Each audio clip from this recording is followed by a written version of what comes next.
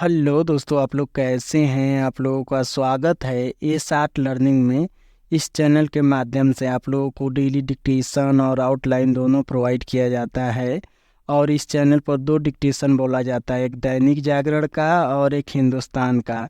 दैनिक जागरण का स्पीड रहता है 40 और 80, और हिंदुस्तान का स्पीड रहेगा 70, 80 और 90। टोटल हिंदुस्तान का वर्ड डेली आप लोगों को 500 या 550 के लगभग टोटल वर्ड आता है, और आप लोगों को ये डेली बोला जाएगा। तो स्टार्ट करते हैं हिंदुस्तान का। 70 वर्ड प्रति मिनट, 5 सेकेंड बाद स्टार्ट होगा।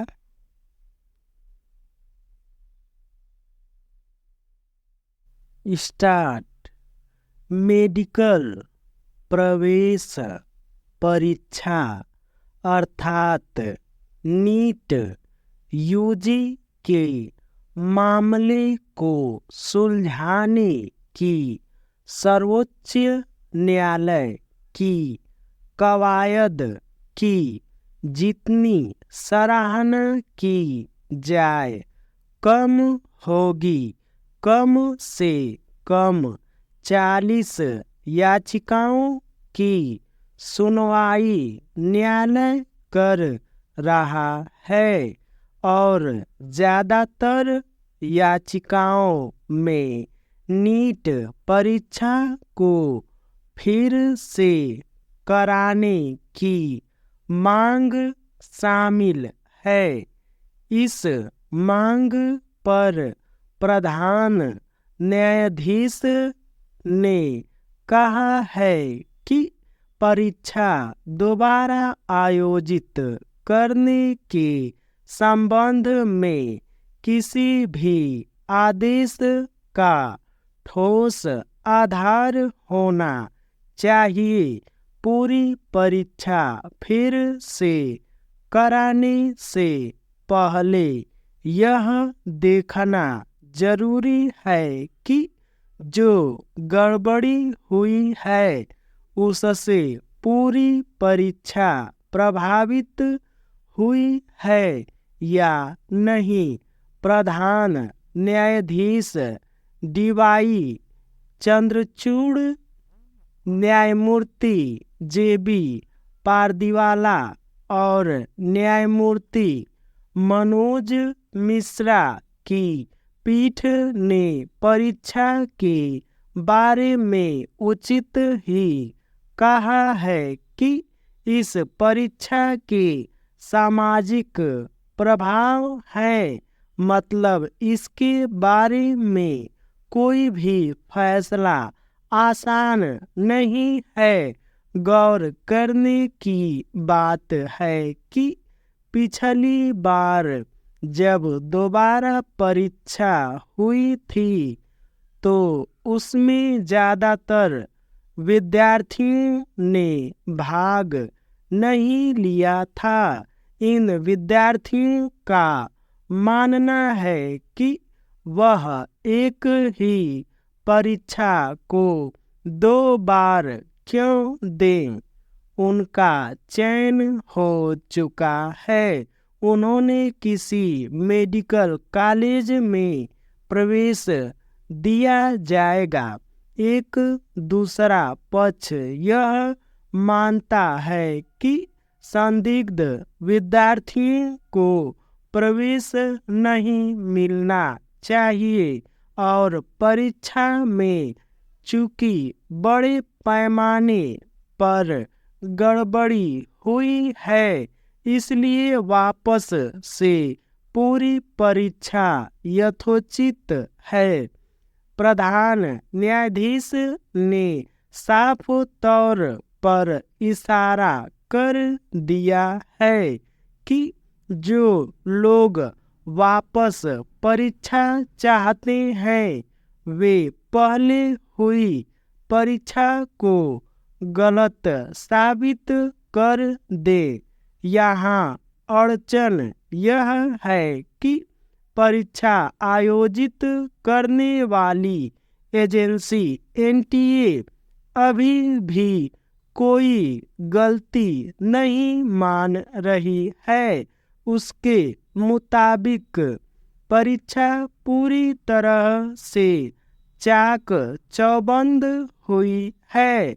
गौर करने की बात है कि पेपर लीक मामले की जांच सीबीआई कर रही है और देश भर में जगह जगह से आरोपियों के धर पकड़ की खबरें भी लगातार आ रही हैं। बिहार, गुजरात, झारखंड में कई लोगों को गिरफ्तार किया गया है और दूसरे राज्यों के भी लोग इस कदाचार में शामिल बताए जा रहे हैं। सीबीआई को दरअसल पूरी तेजी के साथ दूध का दूध और पानी का पानी करना है। किसी भी परीक्षा के संबंध में जांच को बहुत लंबा नहीं खींचा जा सकता, क्योंकि हजारों विद्यार्थियों के भविष्य का सवाल है और भावी चिकित्सकों का भी सवाल है, जिसका असर सीधे देश की चिकित्सा व्यवस्था पर पड़ सकता है। जो भी फैसला हो वह न्यायपरक और जल्दी हो। अभी तक जो संकेत मिलते हैं उनके आधार पर यह तो कहा ही जा सकता है कि यह मामला बहुत व्यापक है। इसमें पेपर लीक की गुंजाइश है, फर्जी परीक्षार्थियों के बैठने की आशंका है, कुछ परीक्षा केंद्रों पर पक्षपात भी किया गया है, मनमाने ढंग से ग्रेस मार्क्स दिए गए हैं, परिणाम को जानबूझकर समय से पहले 4 जून को तब जारी किया गया है जब देश का ध्यान आम चुनाव के परिणामों पर टिका हुआ था। मतलब एक साथ अनेक आरोप लग रहे हैं, जबकि अफसोस परीक्षा लेने वाली एजेंसी अभी भी किसी गड़बड़ी को स्वीकार नहीं कर रही है। ऐसे में एक ही रास्ता बचता है कि सर्वोच्च न्यायालय सीबीआई को जल्दी जांच पूरी करने और दोषियों तक पहुंचने के लिए बाध्य करे। न्यायालय को इतना संदेह तो हो ही गया है कि इस परीक्षा में गड़बड़ी करके पैसे कमाए गए हैं। ऐसे में पैसे कमाने वालों तक जल्द से जल्द पहुंचना सीबीआई का दायित्व है। यह मामला मिसाल बनना चाहिए ताकि फिर किसी परीक्षा के साथ खिलवाड़ न हो। ये डिक्टेशन 70 वर्ड प्रति मिनट समाप्त हुआ। अब स्टार्ट होगा 80 वर्ड प्रति मिनट 5 सेकेंड बाद। स्टार्ट।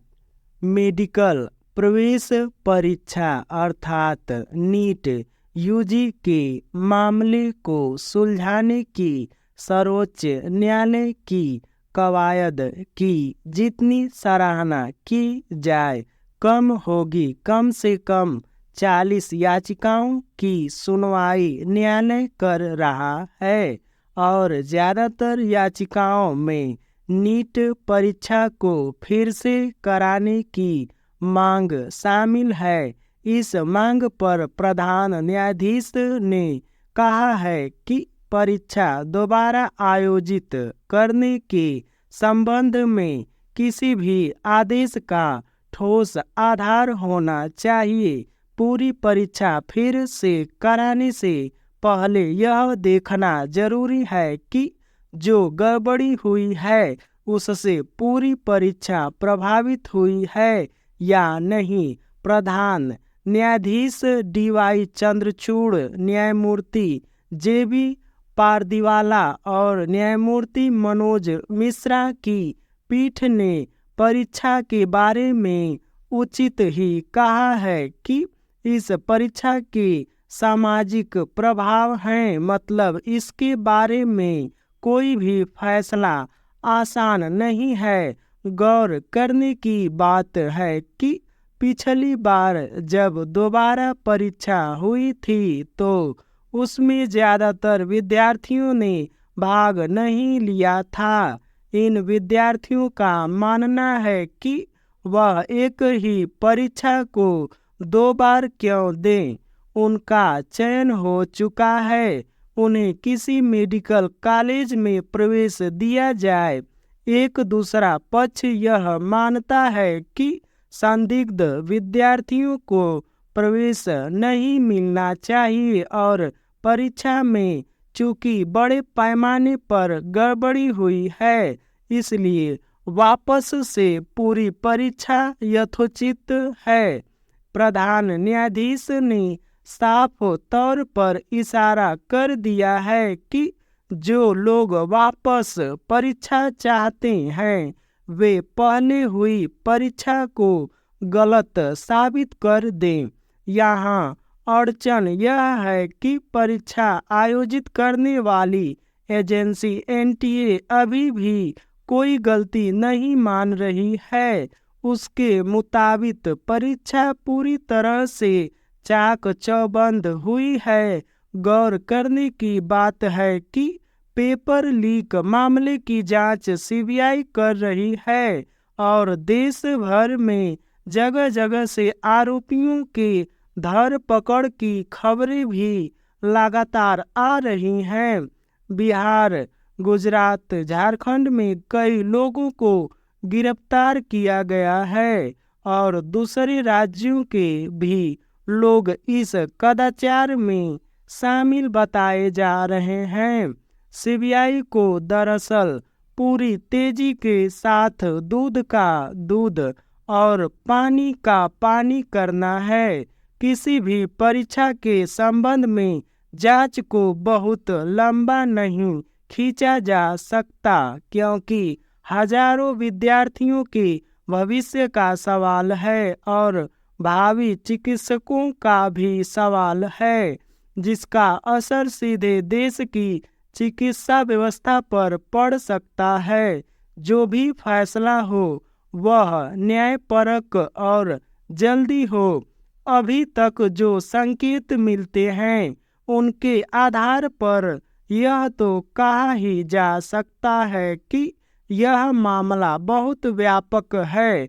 इसमें पेपर लीक की गुंजाइश है, फर्जी परीक्षार्थियों के बैठने की आशंका है, कुछ परीक्षा केंद्रों पर पक्षपात भी किया गया है, मनमाने ढंग से ग्रेस मार्क्स दिए गए हैं, परिणाम को जानबूझकर समय से पहले 4 जून को तब जारी किया गया है जब देश का ध्यान आम चुनाव के परिणामों पर टिका हुआ था, बल्कि एक साथ अनेक आरोप लग रहे हैं। जबकि अफसोस परीक्षा लेने वाली एजेंसी अभी भी किसी गड़बड़ी को स्वीकार नहीं कर रही है। ऐसे में एक ही रास्ता बचता है कि सर्वोच्च न्यायालय सीबीआई को जल्दी जांच पूरी करने और दोषियों तक पहुंचने के लिए बाध्य करे। न्यायालय को इतना संदेह तो हो ही गया है कि इस परीक्षा में गड़बड़ी करके पैसे कमाए गए हैं। ऐसे में पैसे कमाने वालों तक जल्द से जल्द पहुंचना सीबीआई का दायित्व है। यह मामला मिसाल बनना चाहिए ताकि फिर किसी परीक्षा के साथ खिलवाड़ न हो। ये डिक्टेशन 80 वर्ड प्रति मिनट समाप्त हुआ और अब स्टार्ट होगा 90 वर्ड प्रति मिनट 5 सेकेंड बाद। स्टार्ट। मेडिकल प्रवेश परीक्षा अर्थात नीट यूजी के मामले को सुलझाने की सर्वोच्च न्यायालय की कवायद की जितनी सराहना की जाए कम होगी। कम से कम 40 याचिकाओं की सुनवाई न्यायालय कर रहा है और ज़्यादातर याचिकाओं में नीट परीक्षा को फिर से कराने की मांग शामिल है। इस मांग पर प्रधान न्यायाधीश ने कहा है कि परीक्षा दोबारा आयोजित करने के संबंध में किसी भी आदेश का ठोस आधार होना चाहिए। पूरी परीक्षा फिर से कराने से पहले यह देखना जरूरी है कि जो गड़बड़ी हुई है उससे पूरी परीक्षा प्रभावित हुई है या नहीं। प्रधान न्यायाधीश DY चंद्रचूड़, न्यायमूर्ति JB पारदीवाला और न्यायमूर्ति मनोज मिश्रा की पीठ ने परीक्षा के बारे में उचित ही कहा है कि इस परीक्षा के सामाजिक प्रभाव हैं, मतलब इसके बारे में कोई भी फैसला आसान नहीं है। गौर करने की बात है कि पिछली बार जब दोबारा परीक्षा हुई थी तो उसमें ज़्यादातर विद्यार्थियों ने भाग नहीं लिया था। इन विद्यार्थियों का मानना है कि वह एक ही परीक्षा को 2 बार क्यों दे, उनका चयन हो चुका है, उन्हें किसी मेडिकल कॉलेज में प्रवेश दिया जाए। एक दूसरा पक्ष यह मानता है कि संदिग्ध विद्यार्थियों को प्रवेश नहीं मिलना चाहिए और परीक्षा में चूंकि बड़े पैमाने पर गड़बड़ी हुई है इसलिए वापस से पूरी परीक्षा यथोचित है। प्रधान न्यायाधीश ने साफ तौर पर इशारा कर दिया है कि जो लोग वापस परीक्षा चाहते हैं वे पहले हुई परीक्षा को गलत साबित कर दें। यहाँ अड़चन यह है कि परीक्षा आयोजित करने वाली एजेंसियां NTA अभी भी कोई गलती नहीं मान रही है। उसके मुताबिक परीक्षा पूरी तरह से चाक चौबंद हुई है। गौर करने की बात है कि पेपर लीक मामले की जांच CBI कर रही है और देश भर में जगह जगह से आरोपियों से धर पकड़ की खबरें भी लगातार आ रही हैं। बिहार, गुजरात, झारखंड में कई लोगों को गिरफ्तार किया गया है और दूसरे राज्यों के भी लोग इस कदाचार में शामिल बताए जा रहे हैं। CBI को दरअसल पूरी तेजी के साथ दूध का दूध और पानी का पानी करना है। किसी भी परीक्षा के संबंध में जांच को बहुत लंबा नहीं खींचा जा सकता क्योंकि हजारों विद्यार्थियों के भविष्य का सवाल है और भावी चिकित्सकों का भी सवाल है जिसका असर सीधे देश की चिकित्सा व्यवस्था पर पड़ सकता है। जो भी फैसला हो वह न्यायपरक और जल्दी हो। अभी तक जो संकेत मिलते हैं उनके आधार पर यह तो कहा ही जा सकता है कि यह मामला बहुत व्यापक है। इसमें पेपर लीक की गुंजाइश है, फर्जी विद्यार्थियों के बैठने की आशंका है, कुछ परीक्षा केंद्रों पर पक्षपात भी किया गया है, मनमाने ढंग से ग्रेस मार्क्स दिए गए हैं, परिणाम को जानबूझकर समय से पहले 4 जून को तब जारी किया गया है जब देश का ध्यान आम चुनाव के परिणामों पर टिका हुआ था। मतलब एक साथ अनेक आरोप लग रहे हैं, जबकि अफसोस परीक्षा लेने वाली एजेंसी अभी भी किसी गड़बड़ी को स्वीकार नहीं कर रही है। ऐसे में एक ही रास्ता बचता है कि सर्वोच्च न्यायालय सीबीआई को जल्दी जांच पूरी करने और दोषियों तक पहुंचने के लिए बाध्य करे। न्यायालय को इतना संदेह तो हो ही गया है कि इस परीक्षा में गड़बड़ी करके पैसे कमाए गए हैं। ऐसे में पैसे कमाने वालों तक जल्दी से जल्दी पहुंचना सीबीआई का दायित्व है। यह मामला मिसाल बनना चाहिए ताकि फिर किसी परीक्षा के साथ खिलवाड़ न हो।